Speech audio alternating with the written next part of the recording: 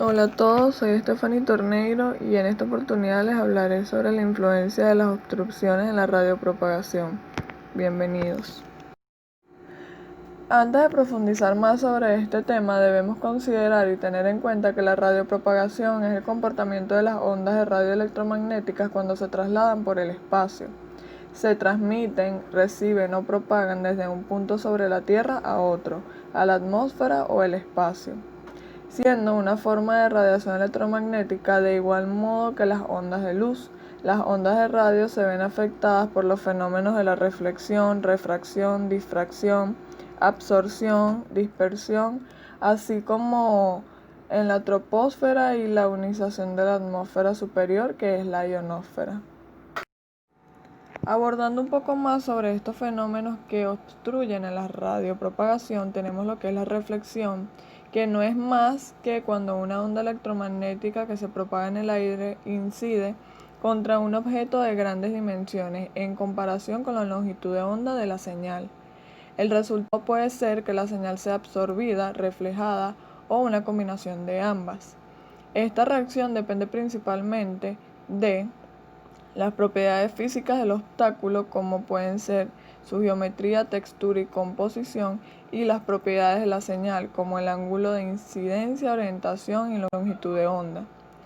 Los conductores perfectos reflejarán la totalidad de la señal. Otros materiales reflejarán solo una parte de energía incidente y transmitirán el resto.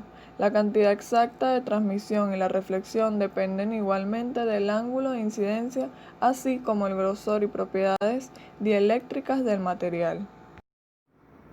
La refracción es el cambio de dirección que experimenta una onda al pasar de un medio material a otro. La refracción se origina en el cambio de velocidad de propagación de la onda. Un ejemplo de este fenómeno se ve cuando se sumerge un lápiz en un vaso de agua. El lápiz parece quebrado. La difracción es la desviación del rayo luminoso al rozar el borde de un cuerpo opaco. Las ondas difractadas se forman cuando el camino de propagación de la onda de radio es obstruido por una superficie que tiene irregularidades o bordes puntiagudos o angulados. La difracción ocurre cuando los obstáculos son impenetrables por las ondas de radio. Basándose en el principio de Huygens, el resultado son ondas secundarias alrededor y detrás del obstáculo, incluso en las zonas sin visibilidad directa entre transmisor y receptor. Los escenarios cerrados contienen muchos tipos de objetos con estas características, orientados tanto en el plano vertical como horizontal. La señal difractada depende de la geometría del objeto, así como la amplitud, fase, polarización y la onda incidente en el punto de difracción. Como podemos ver, la absorción no es más que el fenómeno por el cual los materiales no transparentes atenúan cualquier onda electromagnética que pasa por ellos, además que la energía absorbida se convierte en calor. Otro fenómeno también es la dispersión, que ocurre cuando el camino de la señal se encuentra con objetos cuyas dimensiones son pequeñas en relación a la longitud de onda.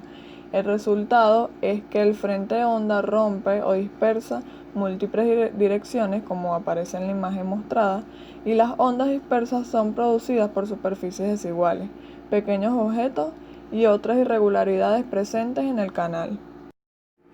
Debemos considerar y tener en cuenta que otro factor que influye en la obstrucción de la radiopropagación es la Tierra.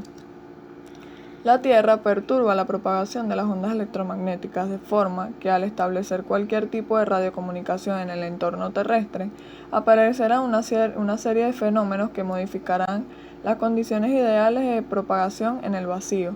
Estos fenómenos son básicamente los que hemos mencionado anteriormente. Dado que la propagación de radio no es totalmente predecible, los servicios tales como transmisiones de localización, comunicaciones en el vuelo con aeronaves, por ejemplo, que cruzan en el océano, y algunas transmisiones de televisión, radiofusión, se han trasladado a los satélites de comunicación. Un enlace satelital, aunque costoso, puede ofrecer una cobertura de línea de visión más previsible y estable que en una área determinada. Es evidente la necesidad de visión directa en sistemas inalámbricos que operan a frecuencias altas. pues de lo contrario se producen pérdidas que pueden llegar a ser importantes. Para modelar las pérdidas que se producen por la obstrucción del enlace radioeléctrico, o bien sea por los dichos fenómenos que mencionamos anteriormente, se utiliza el concepto de las llamadas zonas de Fresnel. La zona de Fresnel no es más que el volumen de energía finito entre un emisor y un receptor.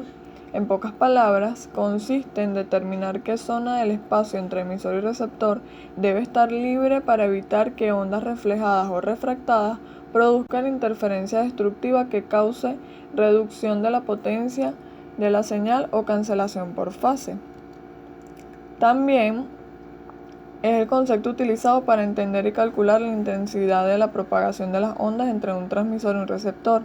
La primera región es el espacio elipsoidal, a través del cual pasa la señal de línea de vista directa, que es la primera zona de Fresnel. La segunda región rodea la primera región, pero excluye la primera. Y la tercera región rodea la segunda, y las ondas desviadas capturadas por el receptor tendrán el mismo efecto que una onda en la primera región. Como podemos ver en la imagen, tenemos las tres zonas importantísimas de la zona de Fresnel. Las recomendaciones que debemos considerar para la implementación de la zona de Fresnel son las siguientes. Como regla general, la máxima obstrucción permitida es 40%, pero la obstrucción recomendada es 20% o menor. De no ser así, no va a funcionar de manera eficiente el enlace. Cualquier reflexión o desviación que altere el refuerzo de la zona 1 reduce la señal recibida.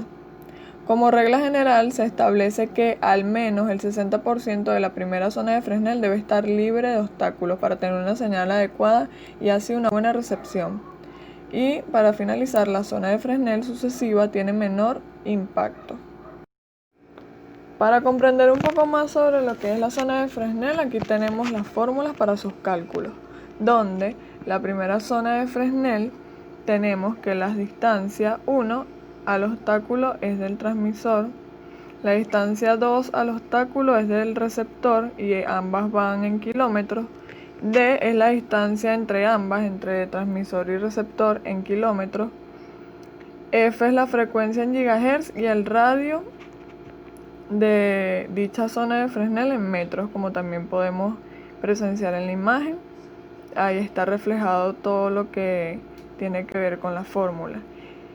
Otra fórmula que tenemos que considerar es que si el obstáculo está situado en el medio, o sea, si tenemos el obstáculo completamente en el medio, D1 es igual a D2 y la fórmula se simplifica a R, que es igual a 17.32 por la raíz de la distancia entre el transmisor y el receptor entre 4 por la frecuencia.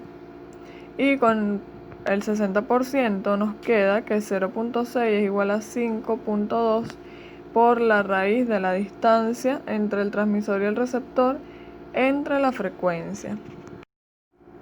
Bueno, esto ha sido toda mi presentación. Espero que hayan adquirido unos mejores conocimientos y gracias por su atención.